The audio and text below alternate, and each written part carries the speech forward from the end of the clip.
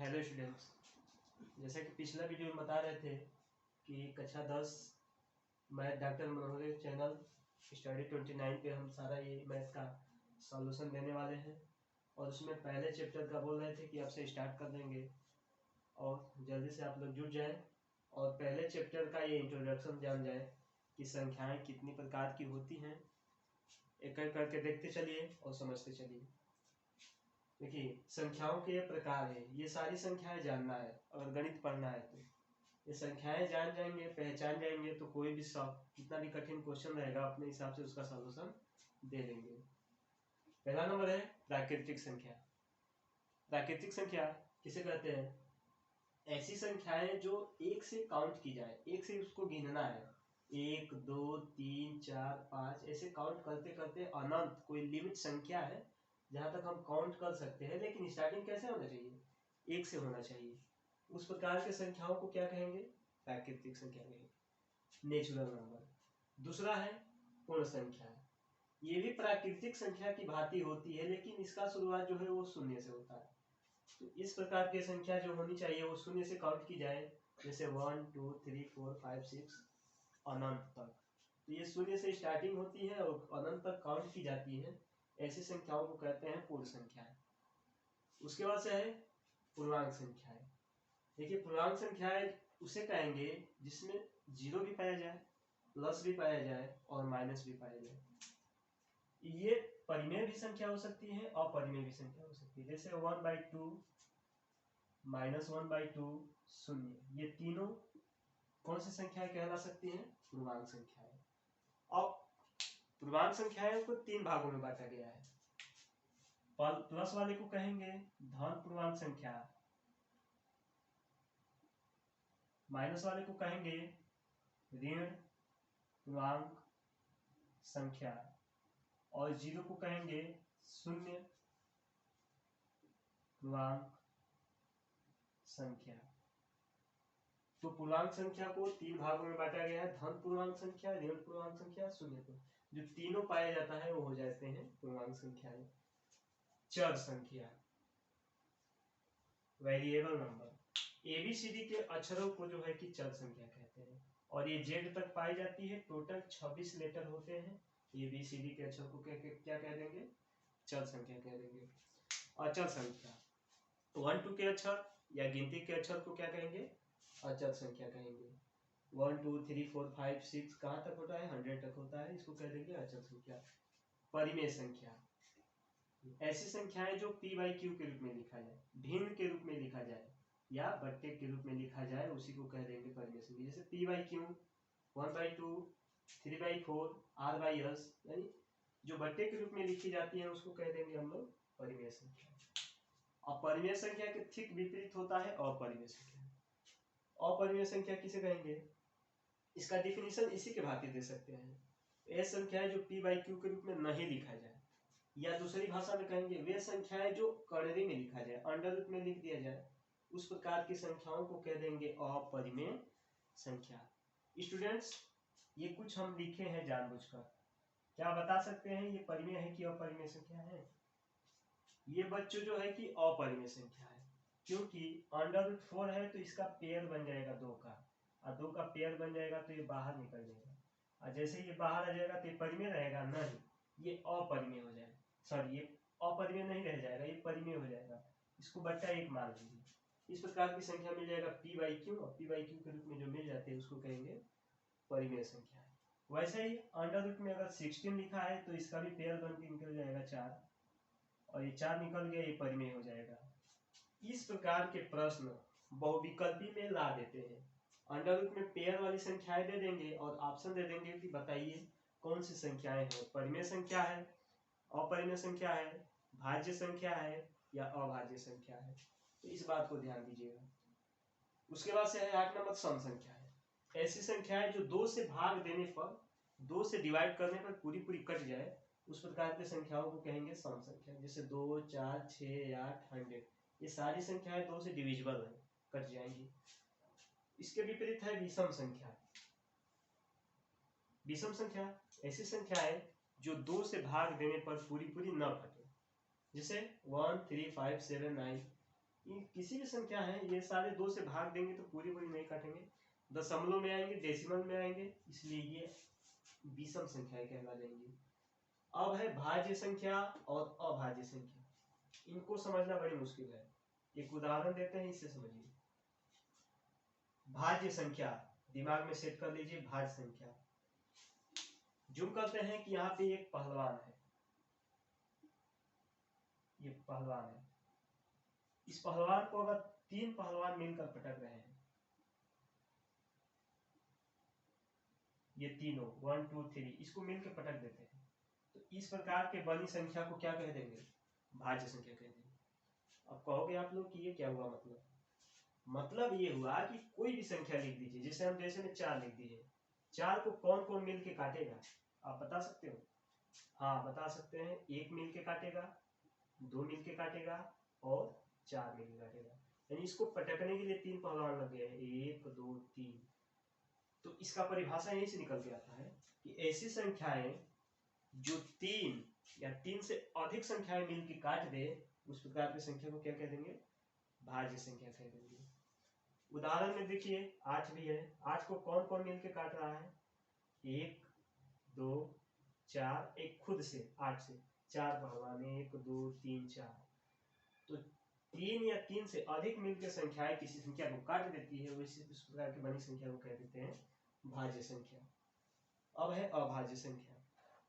इसके विपरीत ऐसी संख्या जो खुद से कटे और 1 से कटे, ऐसी संख्या जो खुद से कटे और 1 से कटे, उस प्रकार की संख्या को कह देंगे अभाज्य संख्या।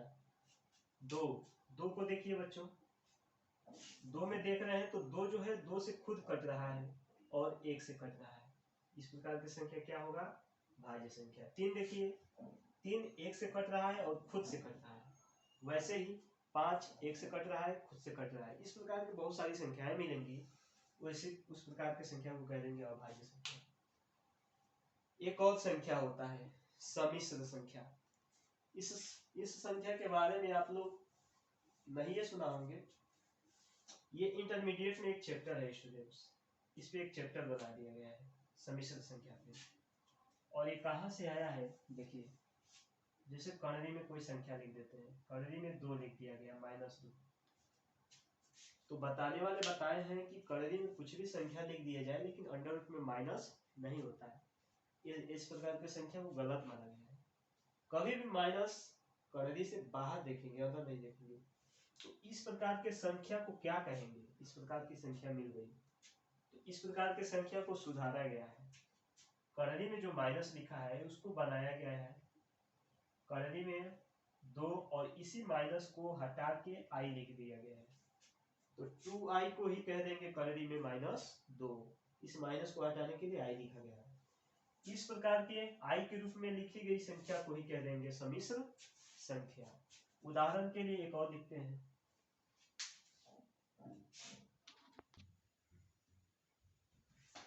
कणरी में लिख देते हैं -4, और इसको कैसे सम्मिश्र संख्या के रूप बनाएंगे? अंडर रूट में जो है 4 को लिख सकते हैं 2 × 2, और इस माइनस को हटाने के लिए i लिख देंगे, तो यहाँ से पेयर बन के निकलेगा 2 और ये i। इस प्रकार अंडर रूट -4 को लिख सकते हैं 2i। इस प्रकार के लिखी गई संख्या को ही कह देंगे सम्मिश्र संख्या।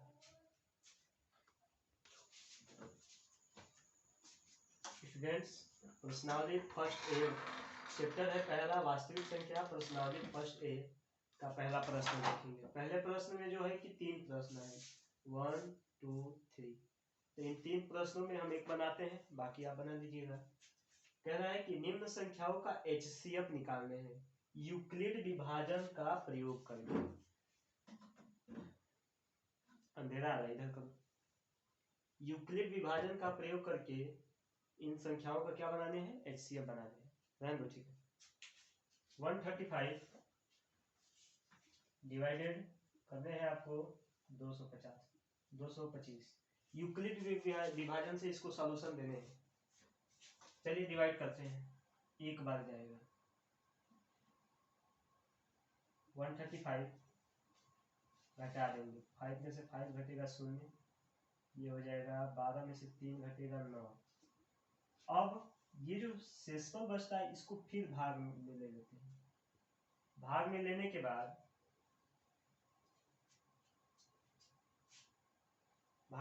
बाद से ये संख्याएं इसमें फिर लिखते हैं 135। उसके बाद से देखेंगे कितनी बार जाएगा, फिर एक बार जाएगा। 10 में से 5 घटेगा, 10 में से 0 घटे, 5 में से 0 घटेगा 5, 45। फिर इसी से भाग देंगे इसमें, 45 गुना के 90। अब यूक्लिड विभाजन से इन दोनों को हल किए हैं यूक्लिड विभाजन से, तो हम लोग का रिजल्ट आया है 45। ये वाला आंसर को नहीं डिनोट करेंगे, इसको बताएंगे कि ये वाला आंसर है। तो 135 और 225 का आंसर आ जाएगा 45। हम लोग को क्या सिखाया गया है बचपन में कि 135 का मसल निकालना है, HCF निकालना है, तो इसको फैक्टराइजेशन करते हैं, गुणनखंड करते हैं। गुणनखंड करेंगे आप लोग तो आएगा, पहले 3 से करते हैं, 3 गुणे ये 135 लॉसा लेके करते हैं, 3 चौके 12,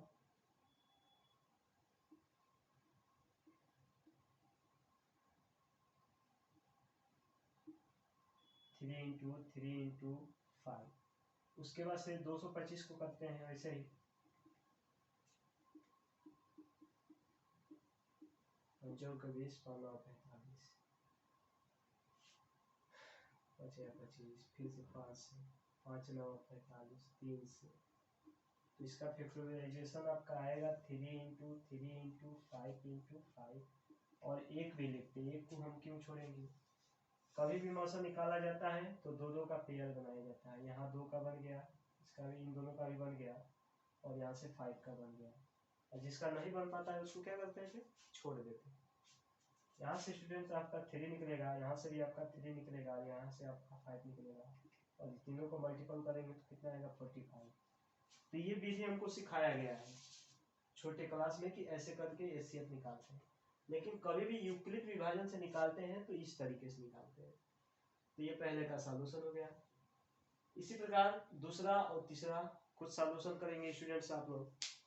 अगला प्रश्न देखते हैं स्टूडेंट्स। पहला प्रश्न हम बना दिए हैं और ये दूसरा देखेंगे, वैसे इसको भी बनाने हैं। 240 और 228 का HCF बताने हैं यूक्लिड विभाजन की तरह। तो इन दोनों संख्याओं में देखेंगे कि छोटा कौन सा है। तो छोटा है 228, इसको बाहर रखेंगे 228, और इसको अंदर रखेंगे। यूक्लिड विभाजन में ऐसे ही किया जाता है, 1 बार आ जाएगा, 1 टाइम्स जाएगा 228, घटा देंगे, 10 में से 8 घटेगा 2, 3 में से 2 घटेगा 1, 12 में कट जाएगा। फिर इसी को ले लेते हैं भाग के रूप में और इस वाली संख्या इसमें डालते हैं 228। अब ऐसी संख्याएं सोचेंगे कि ये पूरी की पूरी काट ले, तो आप 19 बार करेंगे तो कट जाएगा। 12 को 19 बार गुणा करेंगे तो 228 में एकदम पूरी पूरी विभाजित हो जाएगा 228। तो हम डिवाइड किए हैं, तो अगर पूरी पूरी कट जाती है तो ये हल हो गया। तो आप इसको आंसर नहीं बताएंगे, किसको आंसर बताएंगे, 12 को। तो 240 और 228 का HCF हो जाएगा आपका 12। HCF का मतलब होता है कि हायर कॉमन फैक्टराइजेशन, LCM का मतलब होता है लोअर मल्टीप्लिकेशन। अब ये दूसरा होने के बाद तीसरा, चौथा, पांचवा और छठा प्रश्नावली 1A का 3 4 5 6 खुद से करेंगे क्योंकि आसान है। इसी मेथड को अपनाकर इन 6 प्रश्न का जो है कि चारों का हल करने हैं आप लोगों को। तो ये प्रश्न हम छोड़ देते हैं स्टूडेंट्स, आप कमेंट बॉक्स में लिख लीजिएगा सर इसको भी बना दे, तो हम बना देंगे, नहीं तो इसको छोड़ रहे हैं। स्टूडेंट्स 7वां प्रश्न देखेंगे, कह रहा है दर्शाइए कि कोई धनात्मक विषम पूर्णांक 6q+1, 6q+3, 6q+5 के रूप का होता है। यानी ये संख्याएं जो है वो धनात्मक भी है या पूर्णांक संख्या भी है, यही दिखाने हैं, दर्शाने हैं। जहाँ q कोई पूर्णांक है। पूर्णांक हम बता रहे थे ना कि कौन किसे कहते हैं, जिसको प्लस भी लिखा जाता है, माइनस भी लिखा जाता है और शून्य भी लिख सकते हैं। इस प्रकार की संख्या को कहते हैं पूर्णांक संख्या। तो ये संख्या है 6 q+1+3+5, यानी कि विषम विषम संख्याएं जोड़ी गई हैं और इन्हीं संख्याओं को डिनोट करके बता देने हैं कि क्या है ये विषम संख्याएं हैं। चलिए इसका सॉल्यूशन देते हैं। माना ये कोई धनात्मक पूर्णांक है तो a बराबर इसी का रूप लिख देते हैं 6³ + r। अब r के जगह पे आपको क्या रखने हैं 1 2 3 4 5 6 7 ऐसे करके रखेंगे। इससे एग्जाम्पल दे के बताएंगे कि कब सम बनता है, कब विषम बनता है, कब सम बनता है। चलिए r बराबर 1 रखते हैं और q बराबर भी रखते चलिए। तो a बराबर 6q + r की जगह पे 1 रखें 1। अब r बराबर 1 रख रहे हैं तो q बराबर भी 1 रखिए। r बराबर ही भी 1 रख रहे हैं तो q बराबर भी 1 रखिए। दीजिए सॉल्यूशन। 6 गुणे q के जगह पे क्या रखेंगे 1 प्लस r के जगह पे क्या रखेंगे 1। इसको सॉल्यूशन देंगे तो कितना आएगा 7 आएगा। 6 एकम 6 6 1 7। इस प्रकार की संख्या जो बन गया ये क्या बन गया है सम संख्या, यानी कि विषम संख्या। यानी कि जब विषम संख्या 1 1 रख रहे हैं तो विषम आ रहा है। चलो हम 2 रखते हैं। अब r बराबर भी 2 रखते हैं तो q बराबर भी क्या रखेंगे 2। तो a बराबर हो जाएगा 6 गुणे q की जगह पे 2, r के जगह पे भी 2। 6 दूनी के 12, 12 दूना के 14। ये 14 कौन सी संख्या है सम संख्या है। तो इससे ये सीख मिल रहा है कि सम संख्या रख रहे हैं तो सम आ रहा है, विषम संख्या रख रहे हैं तो विषम आ रहा है। तो ये तीनों प्रश्न में कौन सी संख्या रखा है विषम रखा है, विषम रखा है, विषम रखा है। इस प्रकार हम लोग r के जगह पे स्टूडेंट 1 रखें, 3 रखें, 5 रखें, 7 रखें, 9 रखें। जितना विषम संख्या रखेंगे तो ये क्या बनेंगे विषम पूर्णांक संख्या बनेंगे। इस प्रकार हम दर्शा देंगे। एक को दर्शा दिए हैं, इसको आप लोग दर्शा दीजिएगा और इसको भी दर्शा दीजिएगा। इस प्रकार 7वां प्रश्न का सॉल्यूशन हो जाएगा। देखेंगे 8 नंबर का प्रश्न। स्टूडेंट्स 8वां सवाल देखेंगे। 8वां सवाल जो है वो लैंग्वेज है, लैंग्वेज में घुमा दिया है। अपनी किताब में देखिएगा। कह रहा है कि किसी परेड में 616 सदस्यों वाली एक सेना की टुकड़ी को 32 सदस्यों वाले आर्मी बैंड के मोर्चे करना है। दोनों समूह को समान संख्या वाले स्तंभ में मोर्च करना है। उन स्तंभों की अधिकतम संख्या ज्ञात कीजिए जिसमें वे मार्च कर सकते हैं। अधिकतम संख्या कभी भी लेता है, किसी भी सवाल में अधिकतम संख्या कहता है तो उसका एचसीएफ निकालते हैं, और न्यूनतम संख्या कहता है तो उसका एलसीएम निकालते हैं। तो कह रहा है अधिकतम संख्या, तो 616 और 8 का क्या निकाल देंगे एचसीएफ निकाल देंगे। 616 का गुणनखंड होगा 2 गुणे 2 गुणे 2 गुणे 7 गुणे 11 गुणे 1, और 8 का होगा 2 गुणे 2 गुणे 2 गुणे 1, 2 दूनी के 4, 4 दूनी के 8, 8 कम 8। एचसीएफ कभी भी निकालते हैं तो जोड़ा बना के निकाल देते हैं। ये जोड़ा बन गया, ये जोड़ा बन गया, इधर एक का भी बन गया, एक को भी नहीं छोड़ते हैं। 2 गुणे 2 गुणे 2 गुणे 1, 2 दूनी 4, 4 दूनी के 8, 8 कम 8। तो इस प्रकार समूहों की संख्या जो निकल के आएगा वो कितना आएगा 8 आएगा। स्टूडेंट्स 9 नंबर का प्रश्न क्या कह रहा है देखें। यूक्लिड विभाजन का प्रयोग करके दर्शाइए कि धनात्मक पूर्णांक का वर्ग किसी पूर्णांक m के लिए 3m+1 के रूप होता है। यानी कि ये जो 3m है और 3m+1 है ये धनात्मक पूर्णांक m के लिए वर्ग होता है। तो जैसा प्रश्न है वैसे ही जवाब देंगे हम लोग। हल। माना x कोई धनात्मक पूर्णांक है, x को क्या मान लेते हैं धनात्मक पूर्णांक, जिसका 3q+1 के रूप में लिख सकते हैं। यानी कि 3m+1 का रूप दे रहे हैं 3q और 3q+1। सिद्ध करना है x² को 3m या 3m+1 के रूप में लिखा जा सकता है। अब x बराबर हम मान लेते हैं 3q, क्योंकि हम माने हैं x कोई धनात्मक पूर्णांक संख्या है और 3q और 3q+1 के बराबर रखने हैं। तो x बराबर 3q। अब क्या कर लेना है इसके वर्ग करेंगे, तो x का वर्ग करेंगे तो x² हो जाएगा। तो जब इसका वर्ग करेंगे तो इसका भी वर्ग करना पड़ेगा, तो 3 का वर्ग हो जाएगा 9 और q का वर्ग हो जाएगा q²। अब 9 को थोड़ा दो भाग में बांट दीजिए, 3 को अलग कर देते हैं, 3 को अलग कर दें, 3 3 के बाद फिर से हो जाएगा। तो इसमें कोष्टक में 3q² के साथ में लिख दिए हैं और यही m के बराबर मान लेंगे क्योंकि हम लोग को 3m दिखाने हैं। तो m बराबर क्या मान लेंगे हम 3q²। इस प्रकार x² बराबर मिल जाएगा 3m, क्योंकि इसके जगह पे क्या लिख रखे हैं m, इसको मान लेते हैं इक्वेशन फर्स्ट। उसी के भांति अब इसको दिखाएंगे x बराबर 3q+1। अब कह रहा है स्क्वायर कीजिए ना, तो स्क्वायर कर देंगे लेफ्ट का, तो जब लेफ्ट का स्क्वायर करेंगे तो राइट का भी हो जाएगा, राइट का भी हो गया, तो हो जाएगा 3q+1 का होल स्क्वायर। ये स्टूडेंट सर्व समीकरण का a + b का होल स्क्वायर का रूप है। वो ब्रेक होता है, वो सूत्र होता है a + b का होल स्क्वायर, जो लिखते हैं a² + b² + 2ab, यही होता है। उसी का रूप का तोड़े हैं a² 3q², 3 का स्क्वायर करेंगे 9, q का स्क्वायर करेंगे q², b² b के जगह पे 1, 1 का स्क्वायर 1 ही होंगे। उसके बाद से लिखेंगे 2ab, 2a का नाम है 3q, b का नाम है 1, तो हो जाएगा 2ab। अब चलिए इसको थोड़ा सुधार देते हैं, 9q² + 1, 3 दूना के 6, 6 कमे 6, तो यहाँ पे 6q हो जाएगा। इस 6q को यहाँ लिख दिए हैं, 1 को यहाँ लिख दिए हैं। लिखने के बाद स्टूडेंट्स इसमें से क्या कॉमन है, 3 कॉमन ले लेते हैं। 3 कॉमन लेंगे तो 9 में 3 से भाग देंगे 3 बार जाएगा 3q², और 6 में 3 से भाग देंगे तो 2 बार जाएगा, ये 2 हो जाएगा। और यही संख्या को, इसी संख्या को इसके बराबर मानना पड़ेगा m के बराबर, क्योंकि हम लोग का ये 3m+1 का रूप देना है, तो इस संख्या को हम क्या मान लेते हैं, m मान लेते हैं। इस प्रकार x² बराबर 3 गुणे इन संख्याओं को क्या मान रखे हैं m, तो 3m+1 इक्वेशन सेकेंड। अतः समीकरण 1 व 2 से x² बराबर 3m तथा 3m+1 के रूप होता है, यही दिखाना था।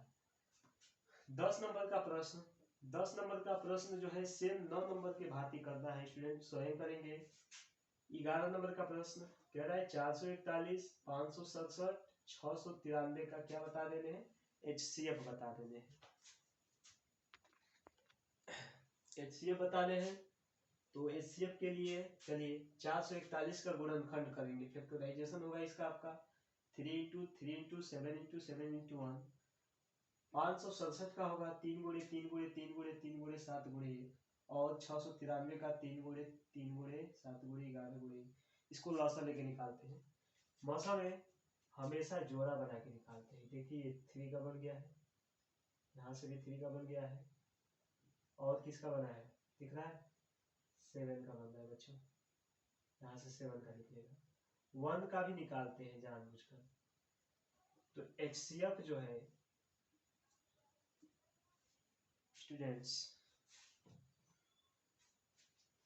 HCF जो है यहाँ से 3, 3, 7 और 1,